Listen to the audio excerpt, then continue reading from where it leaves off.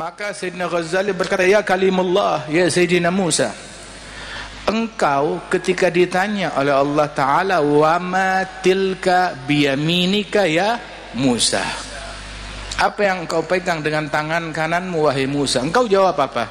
Hiya asaya atawakkau 'alaiha wa ahushu biha 'ala ghanami wa liya fiha ma'aribu ukhra. Ini tongkatku, bersandar dengannya, gembala kambing dengannya, banyak urusan aku lakukan dengan tongkatmu.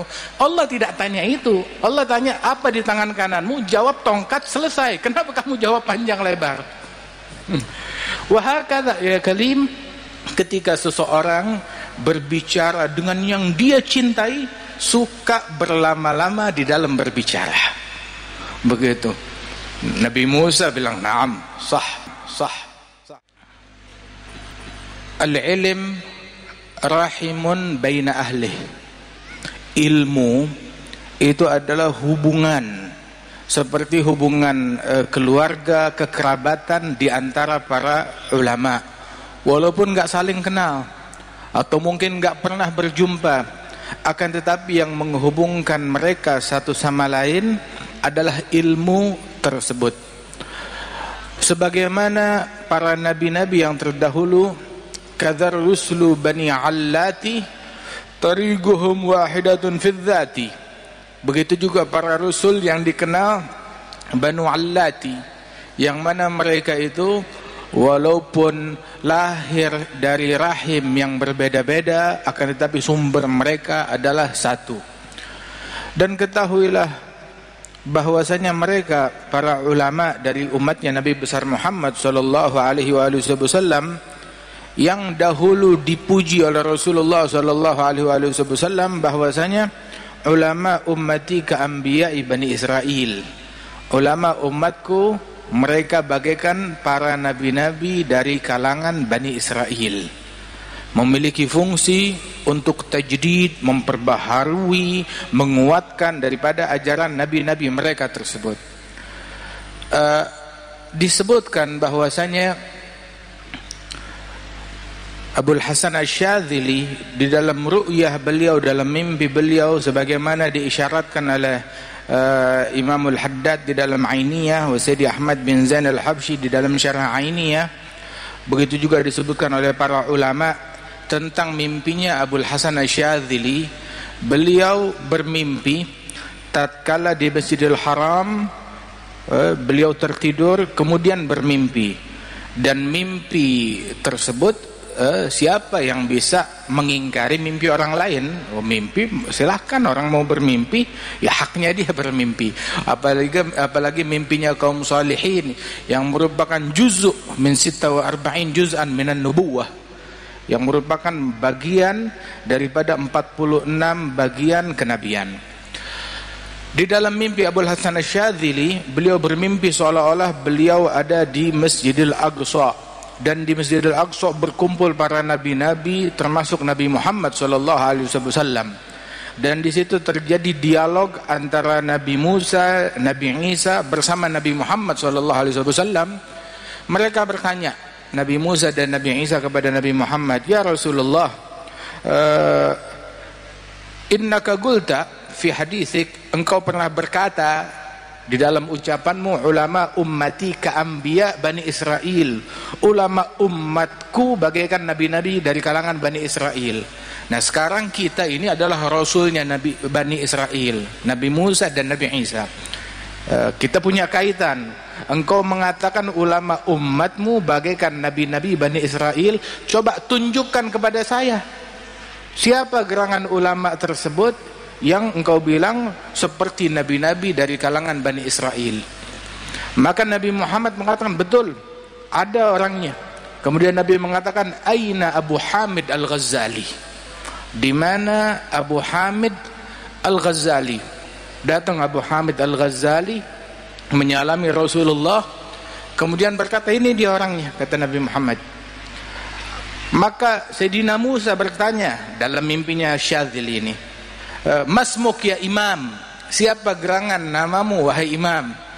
Maka dijawab oleh Imam Al-Ghazali, ismi Ana Muhammad bin Muhammad bin Muhammad bin Ahmad Al-Ghazali At-Tusi. Itu nama saya. Nabi Musa berkata, wahai imam, saya tanya nama kamu. Kenapa kamu sebut nama kamu, nama ayahmu, nama kakekmu, nama nisbatmu? Saya nggak tanya itu semua. Saya cuma nanya nama kamu. Nama kamu Muhammad, jawab Muhammad. Nggak perlu sebut kakekmu siapa, nisbatmu kepada siapa. Hadza minal adab. Apakah ini merupakan bagian dari adab? Menjawab lebih daripada apa yang ditanyakan. Maka Sayyidina Ghazali bertanya kepada Rasulullah, ya Rasulullah, ujibul kalim am ata'addab? Saya jawab ucapannya kalim, yakni Sayyidina Musa, atau ata'addab, taslim kepada Nabi Musa, bersikap adab. Nabi bilang ajibhu, jawab. Maka Sayyidina Ghazali berkata, ya kalimullah, ya Sayyidina Musa, engkau ketika ditanya oleh Allah Ta'ala, wa ma tilka biyaminika ya Musa, apa yang engkau pegang dengan tangan kananmu wahai Musa? Engkau jawab apa? Hiya asaya atawakkau alaiha wa ahushu biha ala ghanami waliya fiha ma'aribu ukhra. Ini tongkatku, bersandar dengannya, gembala kambing dengannya, banyak urusan aku lakukan dengan tongkatmu. Allah tidak tanya itu. Allah tanya apa di tangan kananmu, jawab tongkat, selesai. Kenapa kamu jawab panjang lebar? Wa hakadha ya kalim, ketika seseorang berbicara dengan yang dia cintai, suka berlama-lama di dalam berbicara. Begitu. Nabi Musa bilang, "Na'am, sah kalamak." Kalah, bukan kalah, artinya debat atau diskusi dengan Imam Ghazali dijawab dengan jawaban yang sangat luar biasa oleh Ghazali. Kemudian Nabi Muhammad bertanya, "Ya Musa, afi ummatikuma, ya Musa ya Isa, afi ummatikuma habrun kahadha?"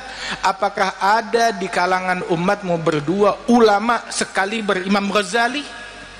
Maka menjawab Nabi Musa dan Nabi Isa, la ya Rasulullah, tidak ada di antara umat kami orang yang memiliki keilmuan sekaliber Al-Imam Abu Hamid Al-Ghazali radhiyallahu anhu arda.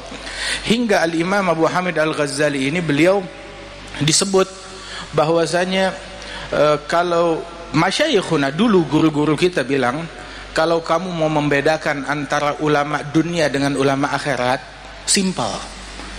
Cirinya ulama dunia nggak suka dengan kitab-kitabnya Ghazali. Ulama akhirat mereka senang dengan kitab-kitabnya Imam Abu Hamid Al-Ghazali. Tanya aja Kiai Hamid berapa kali hatam Ihya, berulang kali. Begitu Al-Habib Abi Bakar berapa kali hatam Ihya, Al-Habib Ja'far bin Syekhan berapa kali hatam Ihya. Begitu berulang-ulang. Syekh Abi Bakar bin Salim mengulang Ihya lebih dari 40 kali. Imam Abdullah Al-Idrus lebih dari 40 kali. Begitu. Wa minhum, di antara guru-guru kita yang hampir-hampir hafal Ihya Ulumuddin. Wa di antara mereka lagi yang meninggal dunia lagi mutalaah kitab Ihya, meninggal dunia Ihya berada di pelukannya. Min jumlati Syekhana Al-Habib Sa'ad, Al-Habib Muhammad Sa'ad bin Ali Al-Idrus yang meninggal dunia memeluk kitab Ihya Ulumuddin radhiyallahu anhu ardhahu. Kan Al-Imam As-Saggaf, Al-Imam Abdurrahman As-Saggaf, beliau mengatakan di antara cintanya kepada kitab Ihya Ulumuddin, beliau memotivasi murid-murid dan keturunannya. Beliau bilang, man magara Ihya ma fi haya.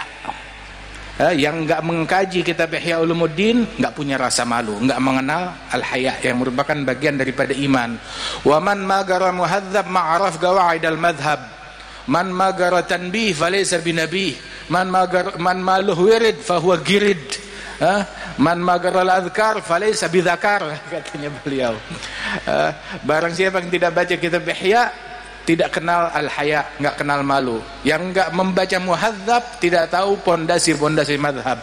Yang tidak mempelajari kitab tanbih, falaysa binabih, bukan orang yang cerdas, enggak bakal menjadi orang yang cerdas. Karangannya Syirazi. Kemudian juga beliau mengatakan, man magaral wirid, yang tidak punya wirid fahuwa girid, kerah. Begitu. Harus punya wirid, harus punya azkar. Kemudian sampai disebutkan oleh beliau, man magaral adhkar falaysa bidzakar, yang tidak membaca kitab al-adhkar karangan Nawawi, maka itu bahasa kita apa, tidak maco, enggak jantan, bukan lelaki. Kalau lelaki sejati baca kitab al-adhkar, kan yaqulun bi'iddar washtaril adhkar. Kalau perlu jual rumah untuk beli kitab al-adhkar karangan Yahya bin Syaraf an-Nawawi radhiyallahu anhu arda. Kecintaan orang dulu kepada ilmu sampai mereka bilang jual rumah beli kitab. Jual rumah beli kitab. Ini kitab dijual buat beli motor orang sekarang, buat beli handphone orang sekarang. Orang dijual rumah buat membeli kitab radhiyallahu anhum wa ardahum. Kalau kita meneliti, tadi kita bersama Gus Baha sambil dialog bicara di dalam itu, di antara yang kita bicarakan ada kitab namanya Masyara'i karangan Syilli. Ada dalam kitab Masyara'i dari Sadat Manaqib Sadat Ba'alwi, kalau kita teliti riwayat para wali-wali dan ulama tersebut, hampir di setiap manaqib wali dan ulama yang disebutkan fulan bin fulan wulida bitarim wa hafizal Qur'an al-azim, qara'a muhadzab wa tanbih wa ta'addaba bi abih. Itu hampir di setiap manaqib disebutkan awalnya seperti itu kalimatnya. Fulan bin fulan lahirnya di kota Tarim, telah sukses hafal Al-Qur'an Al-Azim, dia belajar mengkaji peringkat keilmuannya sampai kitab muhadzab dan tanbih, wa belajar ta'addab bi abih, ngambil sanad keilmuan dan sanad adab ngambil daripada ayahnya. Terus lanjut sampai kepada Rasulullah sallallahu alaihi wasallam.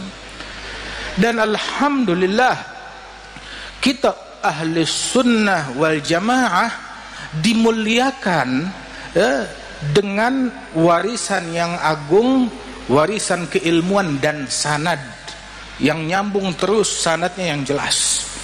Luar biasa. Wasanad min khususiyati hadhil ummah. Sanad keilmuan adalah keistimewaan yang Allah Ta'ala berikan kepada umatnya Rasulullah Sallallahu Alaihi Wasallam.